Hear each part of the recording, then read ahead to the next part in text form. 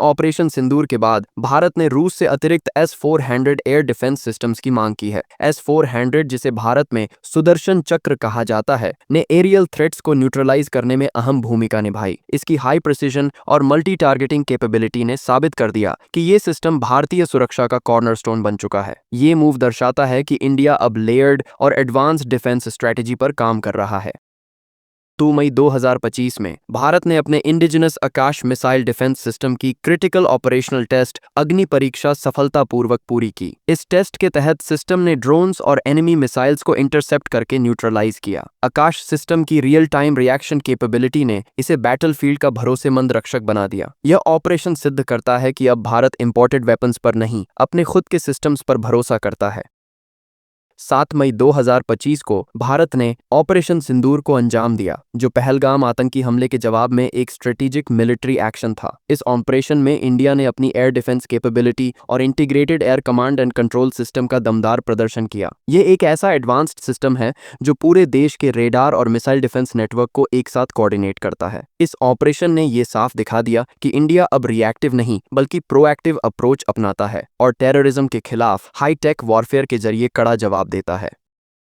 भारत के विदेश मंत्रालय ने पाकिस्तान के उस झूठे दावे को सिरे से खारिज कर दिया जिसमें न्यूक्लियर लीकेज की बात कही गई थी। 7 मई 2025 को हुए ऑपरेशन सिंदूर में भारत की आर्मी, नेवी और एयरफोर्स ने मिलकर आतंकी ठिकानों पर सर्जिकल स्ट्राइक की थी, खासकर पाकिस्तान अधिकृत कश्मीर और पाकिस्तान के अंदर। पाकिस्तान इस दबाव को झेल नहीं पाया और मिस इन्फॉर्मेशन फैलाने लगा, लेकिन भारत ने फैक्ट्स और स्ट्रैटेजी दोनों से इस झूठ का पर्दाफाश कर दिया।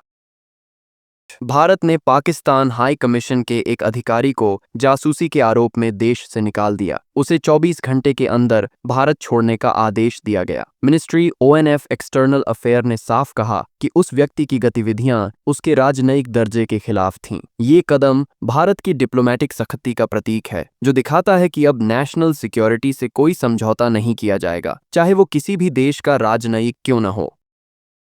भारत ने अमेरिका के राष्ट्रपति डोनाल्ड ट्रंप के उस दावे को सिरे से नकार दिया जिसमें उन्होंने कहा था कि उन्होंने कश्मीर मसले पर मीडिएशन की थी और ट्रेड लेवरेज का इस्तेमाल कर न्यूक्लियर कॉन्फ्लिक्ट रोका था। भारत ने स्पष्ट कर दिया कि कश्मीर मुद्दा दो देशों के बीच का है और इसमें किसी थर्ड पार्टी की कोई भूमिका नहीं हो सकती। ये बयान भारत की स्ट्रेटेजिक ऑटोनॉमी और फॉरेन पॉलिसी की दृढ़ता को दर्शाता है।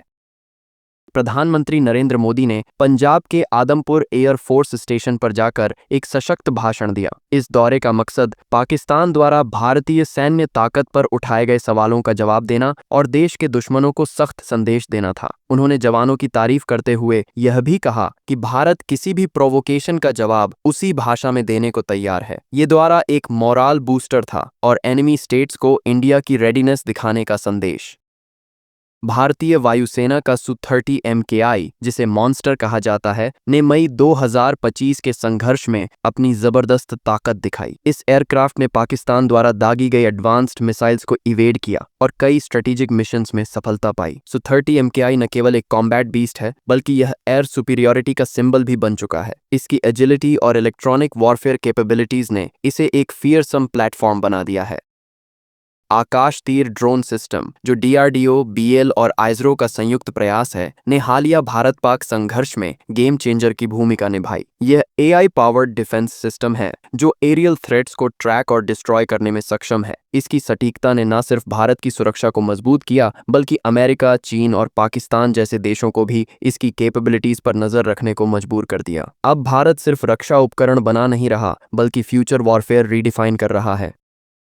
भारत पाकिस्तान तनाव का असर सिर्फ सीमा तक सीमित नहीं रहा, इसका प्रभाव चाइनीज डिफेंस कंपनियों के शेयर बाजार पर भी पड़ा। शुरुआत में एविक चेंगडू एयरक्राफ्ट और ज़ुज़ो होंगडा इलेक्ट्रॉनिक्स के शेयरों में उछाल आया, लेकिन जैसे ही भारत की मिलिट्री एज सामने आई, निवेशकों की भावना बदली और इन कंपनियों के शेयरों में गिरावट आई। ये घटनाक्रम दिखाता है कि जियोपॉलिटिकल घटनाएं सीधे ग्लोबल इकोनॉमी को कैसे प्रभावित करती हैं।